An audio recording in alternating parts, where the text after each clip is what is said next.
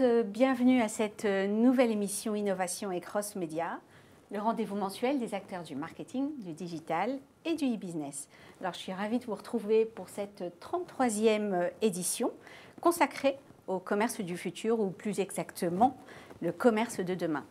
Car force est de constater que le digital a changé la donne, créant des générations de consommateurs exigeants mais infidèles. Aujourd'hui, toutes les stratégies poussent à mieux servir le client connecté.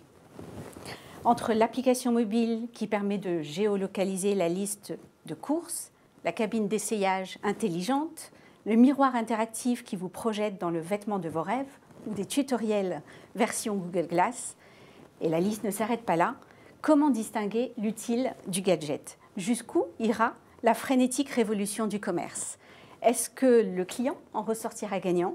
J'ai demandé justement à 4 marques de venir nous faire un retour d'expérience sur cette thématique du commerce de demain que je vais vous présenter. Alors à ma gauche, bonjour. Bonjour. David Aurin, vous êtes directeur e-commerce de Etam, célèbre marque de lingerie, de vêtements et de cosmétiques, leader en France et très apprécié des chauffeuses, je suppose. J'espère. Vous espérez. À vos côtés, Pascal Furbert, bonjour. Bonjour. Vous êtes directrice marketing de lesfurets.com, premier comparateur d'assurance indépendant en France. Absolument. Guillaume Delbault, bonjour. Bonjour. Vous êtes directeur développement digital et innovation du PMU, premier opérateur de Paris en Europe. Effectivement. Et Anne-Marie Gauthier, bonjour. Bonjour. Vous êtes vice-présidente global marketing et communication du groupe suisse Bally, une des premières marques de luxe fabricant de chaussures et de sacs à main. Alors, je vous propose de commencer avec vous, David, que vous nous expliquiez un peu. C'est vrai que la marque Etam est une marque majeure, une marque mondiale qui est fatalement ou inévitablement exposée à des bouleversements liés au commerce. Quels sont ces bouleversements et finalement à qui vous adressez cette fameuse chopeuse qui n'arrête pas de bouger, de changer? Qui est-elle? Alors, merci, ravi d'être avec vous. Alors nous, on a souvent l'habitude de dire que Etam, c'est une très vieille dame qui a 100 ans, mais qui, effectivement, au fil des années, a essayé et on espère a réussi à accompagner, effectivement, ces nouvelles tendances de consommation. Et notre credo premier a toujours été d'essayer de placer notre cliente au cœur de nos dispositifs. Et ça veut dire qu'on essaye vraiment de faire en sorte que l'ensemble de nos canaux, qu'ils soient digitaux, les magasins, essayent de servir au mieux les attentes de nos clientes.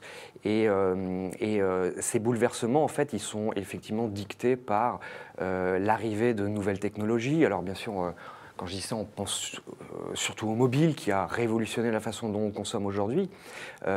Et on observe, nous en tout cas, ces tendances qui deviennent vraiment des nouveaux comportements d'achat et on essaye d'accompagner, de répondre au mieux à ces comportements. Un exemple assez concret qui a commencé à voir le jour en 2014 et qui va devenir une norme en 2015, c'est ce qu'on a appelé la e-réservation. Avant, vous utilisiez le site internet pour préparer votre shopping, se renseigner sur les collections, voir les produits, et puis ensuite vous alliez en magasin et là, vous aviez peut-être des fois des mauvaises surprises. La mauvaise surprise, c'est mon produit n'est pas là. Donc, on a commencé à mettre à disposition la visibilité des stocks magasins sur Internet pour pouvoir vraiment donner l'information la plus précise. Mais ça n'a pas suffi. La vraie demande des clients a été, effectivement, je veux m'assurer que le produit sera dans le magasin, mais en plus, je voudrais qu'on me le réserve. Je veux, au moment où je vais me déplacer en magasin, surtout ne jamais être déçu. Ça a été les chantiers qu'on a mis, nous et d'autres acteurs d'ailleurs du retail en 2014 et qui sont incontestablement la norme qui va être déployée partout en 2015. D'accord. Pascal, pour lesfurets.com, alors c'est une marque du groupe anglais qui est arrivée en 2012 sur le marché français, du groupe anglais BGL, pardon, qui est arrivé en 2012 sur le marché français. Pour autant, il y a d'autres marques sur le marché anglais qui fonctionnent depuis plusieurs années. Alors, est-ce que votre arrivée plutôt tardive sur la France sous-entend que le marché de l'assurance est suffisamment maintenant mature pour permettre la vente en ligne de ce type de produits complexes? Est-ce qu'aujourd'hui, effectivement, les assurances doivent basculer sur Internet. Sur Internet. Absolument, et on le voit aussi bien aux États-Unis qu'en Angleterre, comme vous le disiez, l'assurance s'achète sur Internet.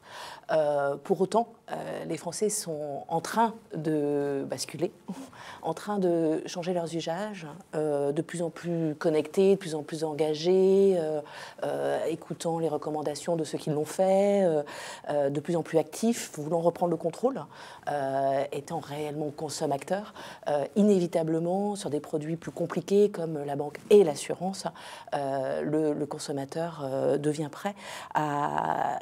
Néanmoins, notre métier, notre travail à nous, c'est de simplifier. Parce que le frein essentiel évidemment d'un produit comme celui-là, qui est quand même un produit cher, les Français en moyenne dépensent 2 200 € par an sur leur assurance. Alors évidemment, ça couvre la voiture, l'habitation, la santé, etc. Et aussi, ça engage sa vie, sa famille. Donc ce sont des produits très engageants. Évidemment, ils ont l'impression que, les Français, il y a encore une expertise nécessaire, hein, et un rapport humain avec un conseiller qui peut leur être utile. Pour autant, les expériences de vente d'assurance en ligne à l'étranger marchent très fort, très bien. Et ça ne veut pas dire que pour un consommateur, elles sont moins couvrantes et en plus, elles leur permettent de faire des économies. Alors, Guillaume, pour le PMU, c'est 6 millions de joueurs, de parieurs, c'est 12 000 points de vente. Vous êtes présent bien entendu sur web, sur le mobile, via des applications. Pourquoi finalement avoir fait le pari du digital, alors qu'on sait que, vous me disiez, 85% du chiffre d'affaires reste sur le réseau physique?